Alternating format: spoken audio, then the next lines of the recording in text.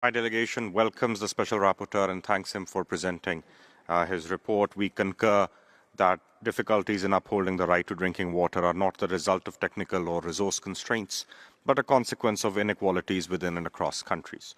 Yet another factor is the instrumentalization of water flows in transboundary rivers for geopolitical motives. In our region, the decision by an upper riparian state to obstruct flows of water in contravention of the Indus Waters Treaty of 1960 threatens to have dire consequences for people living downstream in Pakistan. In addition to their rights to water and sanitation, the rights of people in Pakistan to food and environment, among others, are also directly threatened.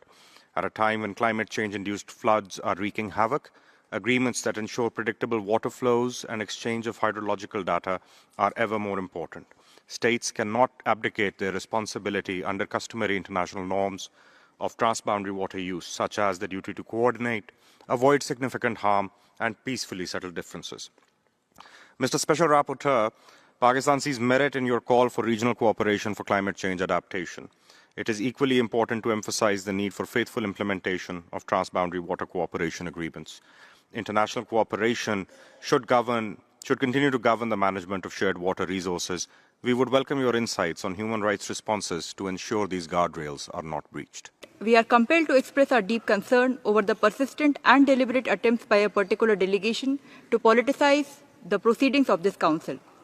Such actions not only undermine the integrity of this platform, but also seek to deflect attention from other core issues.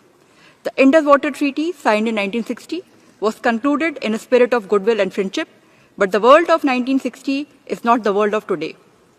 The grim reality of relentless state-sponsored cross-border terrorism emanating from Pakistan fundamentally erodes the environment required for honoring treaty obligations.